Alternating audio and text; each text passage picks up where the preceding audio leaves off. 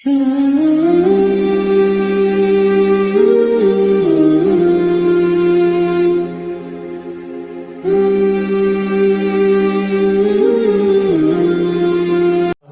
kami wariskan kepada orang-orang yang kami pilih di antara hamba-hamba kami. Lalu di antara mereka ada yang menganiaya diri mereka sendiri, dan di antara mereka ada yang pertengahan, dan di antara mereka ada pula yang bersegera melakukan kebaikan dengan izin Allah. Yang demikian itu adalah karunia yang amat besar. Kita berharap semoga kita yang hadir di sini ini termasuk golongan yang ketiga, wa minhum sabiqun bil khairat biiznillah. Yang atas izin Allah Subhanahu wa taala kita bersegera melakukan kebaikan. Al-Qur'an diturunkan di tengah-tengah manusia. Khususnya di sini di antara hamba-hamba kami, kalau kita lihat di dalam ayat min ibadina di sini adalah umat Nabi Muhammad sallallahu alaihi wasallam. Yang mana umat Nabi Muhammad itu ada dua. Umatul dakwah, umat yang diseru, umat yang menjadi sasaran ajakan Rasulullah sejak beliau diutus hingga kelak akhir zaman. Manusia yang hidup di akhir zaman, yang paling terakhir berada di muka bumi ini semua umat Nabi Muhammad SAW, karena beliau diutus kafatan linnas, untuk seluruh manusia, bukan hanya untuk bangsa Arab, bukan hanya untuk orang yang hidup di zaman ketika beliau hidup, tetapi sejak hari beliau diangkat menjadi Rasul hingga kemudian kiamat terjadi, itulah orang yang secara definitif ini menjadi umat yang diseru, dipanggil untuk beriman kepada apa yang disampaikan oleh Nabi Muhammad SAW. Tapi kemudian dari umat yang diseru itu ada umat yang kedua, yaitu umat ijabah, yang menjawab seruan ini. Maksudnya mereka yang mau merespon dengan beriman, mengucapkan dua kalimat syahadat. Jadi kalau kita bicara tentang umat Nabi Muhammad SAW itu adalah ada yang bersifat am, yang bersifat umum tadi, yang mereka ini diseru, yang mereka ini dipanggil, diajak untuk mengimani, tetapi ada yang secara khusus, yaitu mereka yang sudah mengimani. Nah, maka di dalam ayat ini tadi, ini orang-orang yang menjawab seruan dengan mereka mengucapkan dua kalimat syahadat, dengan mereka masuk Islam. Ini terbagi menjadi tiga kelompok. Pertama adalah zalimul li nafsi, mereka yang menzalimi diri mereka sendiri. Mereka ini bersyahadat, tetapi nyuwun sewu tidak menjalankan perintah-perintah agama dengan baik, dan justru malah melanggar larangan-larangan agama. Bersyahadat tapi sholatnya belum, zakatnya tidak dilaksanakan, puasanya dia tinggalkan. Ini zalimul li nafsi. Ya, besok mereka berharap imannya ini menyelamatkan, tetapi ya carry nanti maksudnya ke dalam surganya Allah Subhanahu wa taala. Kemudian yang kedua, wa minhum muqtasid, dan ada di antara umat yang ijabah, umat yang tadi mereka menjawab seruan Nabi Muhammad SAW dengan beriman. Ini mereka muqtasid, pertengahan, artinya dia beramal soleh, sholat dikerjakan, puasa yang insya Allah Ramadan 2 bulan lagi, karena hari ini adalah 1 Rajab, berarti 1 Ramadan ini tinggal 2 bulan dari hari ini. Kalau nggak salah 1 Maret ya, 1 Maret kita sudah masuk 1 Ramadan. Nah, ini tadi sudah baca doa belum? Ya, mari Nanti. Oh gitu, oke. Ya. Dan itu tidak hanya pada malam 1 Rajab pada tanggal 1 ya, karena doa itu kita memohon keberkahan dari Allah Subhanahu wa taala di bulan Rajab, di bulan Sya'ban, dan kita mohon dipanjangkan usia kita berjumpa dengan bulan Ramadan, ya. Supaya apa? Supaya kita berkesempatan untuk meraih fadilah, keutamaan karena amalan yang sedikit di bulan Ramadan tapi bobot nilainya digandakan oleh Allah Subhanahu wa Ta'ala. Nah, kembali lagi, ada orang atau di antara kaum muslimin ini muktasid yang pertengahan. Pertengahan ini amalan-amalan agama yang wajib, yang sunnah dia kerjakan, tetapi yang haram, yang makruh juga masih dia langgar, ya, masih dia perbuat. Ya, sholat, puasa, sedekah gitu ya. Tapi mungkin masih senang dengan pinjaman online riba misalnya, atau masih senang dolanan slot. Ini tantangan kita belakangan ini, ya, taruhan dan semaksanya ini. Nah, tapi ada golongan yang tidak banyak, dan ini golongan yang terbaik dari umat ini adalah sabiqu bil khairat biiznillah. Mereka yang bersegera, berpacu, berlomba, bergegas untuk melakukan kebaikan atas izin Allah, atas taufik hidayah yang diberikan Allah kepadanya. Yang mana kemudian taufik dan hidayah diberikan Allah ini, alhamdulillah panjenengan berada di bi'ah solihah. Apa bi'ah solihah? Kawasan atau lingkungan yang baik. Setidaknya lingkungan media sosial panjenengan ini baik karena tergabung dalam Badko LPQ, ya, sehingga kemudian diajak untuk setiap minggu ya 1 juz. Ya, kita tadarus sendiri-sendiri 1 juz, tapi nanti momentum tertentu bertemu istilahnya kopi darat, ini ngeteh ya kopdar biasanya ya, jumpa offline ya, kita khataman, berjumpa bersama-sama, silaturahim, ya, alhamdulillah untuk berkat ya, ini cuma bonus, tetapi artinya kita berupaya atas izin Allah Subhanahu wa Ta'ala digiring ya kepada kebaikan, dituduhke mungkin panjenengan dimasukkan grup entah alumni TK, SD, SMP, SMA, kuliah, pekerjaan, tetanggaan, pertemanan yang isinya macam-macam. Enak sing ngejake mong dolan, enak sing ngejake mong mancing. Ya kalau saya ya ngejake pit-pitan. Gawe saya itu lebih dari 5 itu. Enak dituruti kabeh ya boyoke. Nah, hadirin yang dimuliakan Allah, kembali lagi. Tetapi di sini alhamdulillah Ustadz Arif sejak jadi remaja masjid ini sudah menjadi penggerak ya, motivator di dalam kita berpacu berlomba di dalam kebaikan. Fastabiqul khairat, berpacu berlomba-lomba di dalam kebaikan yang mana bentuknya sederhana karena kita ini ya guru ngaji, guru TPK mulang TPQ atau LPQ mulang adik-adik kita ngaji, maka fokus kita istilahnya core inti ya daripada kita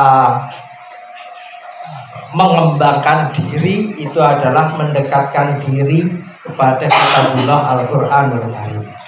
Semoga kemudian tidak hanya sekedar bisa membacanya dengan baik, bersemangat untuk mempelajarinya, dan kemudian nanti bersemangat pula kita mengamalkan isi daripada Al-Qur'anul Karim, sehingga sebagaimana yang disampaikan oleh baginda Nabi Muhammad SAW bahwa Al-Quran menjadi syafi'al liqari ya, menjadi pemberi syafaat bagi pembacanya.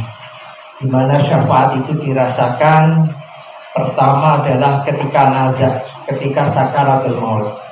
Ulama menyampaikan dahsyatnya sakaratul maut, fitnah ketika sakaratul maut, karena ini adalah saat terakhir bagi iblis untuk memalingkan manusia dari al-haq, dari tauhid, dari agama yang akan menyelamatkannya. Maka iblis berjuang keras pada waktu sakaratul maut agar manusia menjadi kufur atau melakukan kemusyrikan terhadap Allah Subhanahu wa ta'ala. Namun insya Allah orang-orang yang ketika di dunia ini mereka berinteraksi,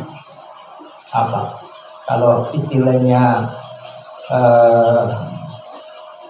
Syekh Yusuf Al-Qaradawi ya, di dalam kitabnya Kaifa Nata'amalu Ma'al Qur'anil Karim, dia menyampaikan orang-orang yang selalu ta'amul, berinteraksi, bergaul dengan Al-Qur'anul Karim, maka insya Allah pada waktu sakaratul maut datang, maka Al-Qur'anul Karim ini akan menjadi tameng dari godaan terakhir iblis yang akan memalingkan kita dari tauhid yang benar, agama yang benar.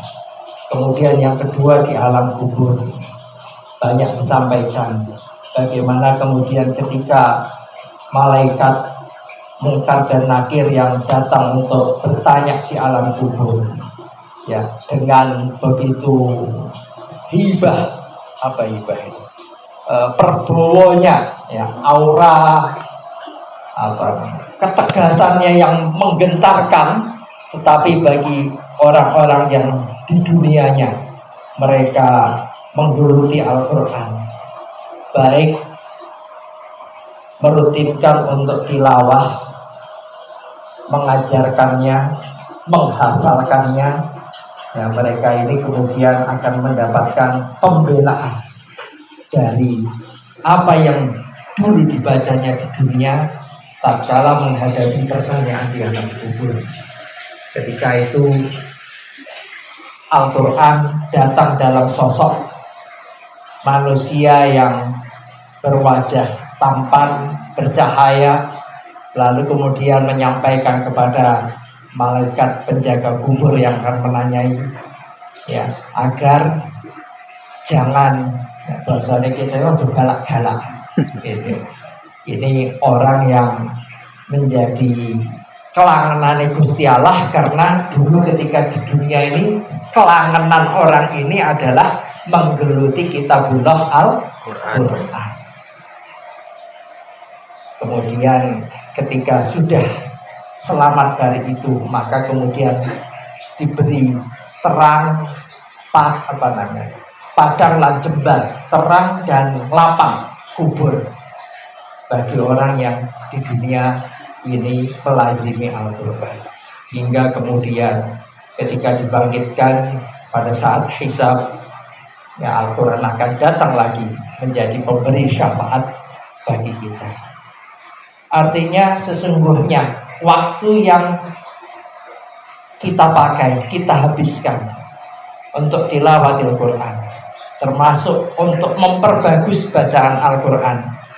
Ya, sekarang banyak cara kita memperbagus ini karena banyak sekali majelis-majelis tahsinul Quran. Bisa juga kita menghadiri majelis simaan Al-Quran dalam rangka untuk nyimak, oh beginilah bunyi bacaan yang benar, kan begitu, agar kemudian bacaan kita semakin baik. Kita bisa menirukan langgam itu kalau bahasa Indonesia, alunan, ya, alunan bacaan yang merdu, ya, irama yang merdu, sehingga kemudian ada asar, ada kilas, ada bekas di hati kita yang membacanya. Syukur-syukur kemudian keluarga kita ataupun orang-orang sekeliling kita yang mendengarkan. Ya, kalau dibaca gelujur begitu saja, ya, kurang, ya, bagi kita, bagi yang mendengarkan di sekitar kita boleh jadi kurang. Tetapi ketika kita bisa mengalunkannya dengan lantunan yang merdu, suara yang indah, maka kemudian ini mendatangkan kemanfaatan. Bukan hanya kita mendapatkan pahala, tapi boleh jadi menggerakkan orang lain untuk tertarik, menggerakkan orang lain untuk kemudian mau ikut menyimak, atau kemudian tergerak untuk belajar, tergerak untuk juga membaca Al-Quran.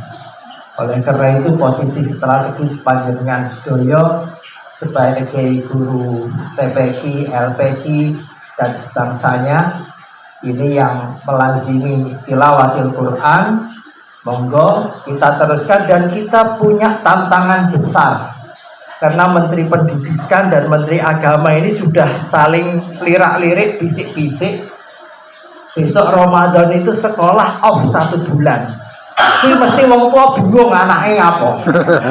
Mesti kemudian minta panjenengan guru TPQ mbok dimasukkan sebulan penuh. Wah, ini gawean ganjaran.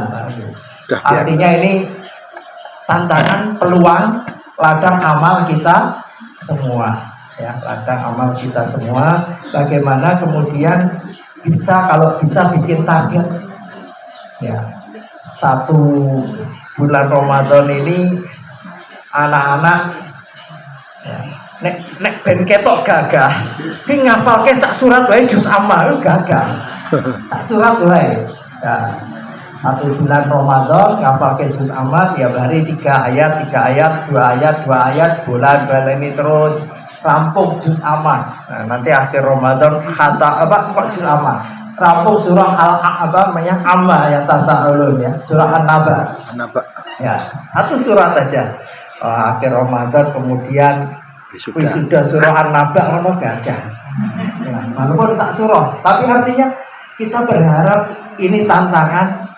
Kalau bisa kita kelola dengan baik, ada tilas, maka ini menambah kepercayaan dari orang-orang tua kita. Tentunya ini juga menjadi tantangan kita karena sebagian guru-guru LPI ini ya mantan murid-murid panjenengan. Kadang-kadang yang masih SMP ngajar adik-adiknya, artinya psikologisnya belum begitu siap, belum begitu matang. Gini sarone istilah jeruk makan jeruk kan begitu.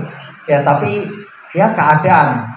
Artinya sekali lagi bagaimana kita mengelola sumber daya yang terbatas, karena ini adalah sekali lagi perjuangan. Insya Allah intan surullah yang turkum Banyusabit akjamakum. Kalau kalian menolong agama Allah, maka Allah akan menolong kalian dan mengokohkan pijakan kaki kalian, membuat kita tegar menghadapi tantangan-tantangan, menghadapi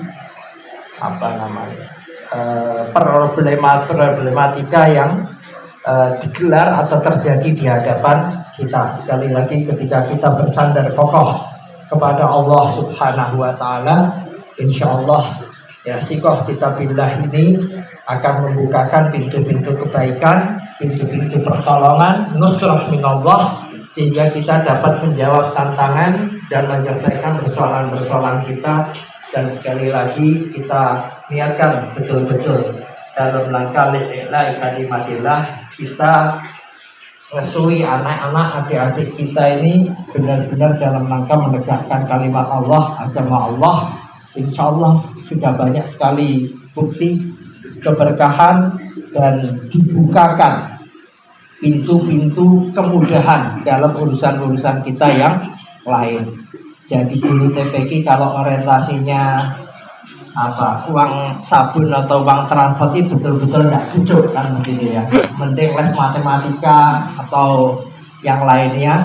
Tetapi sekali lagi ya, ini merupakan bukan hanya perjuangan, tetapi insya Allah menjadi pembuka, ya, pintu pembuka bagi kebaikan-kebaikan lain dalam kehidupan kita.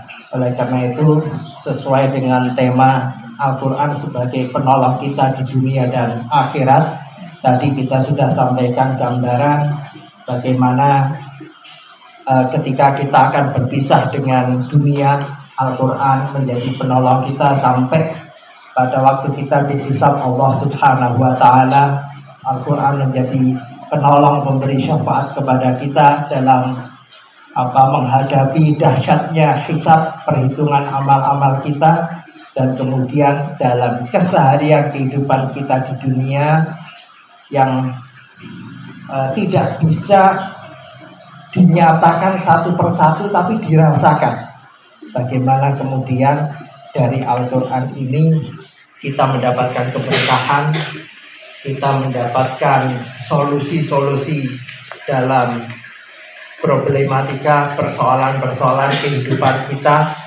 Nah, karena Al-Quran ini bukan hanya kita baca untuk mencari pahala, tapi juga menjadi panduan perjalanan hidup kita agar selamat dunia, selamat akhirat.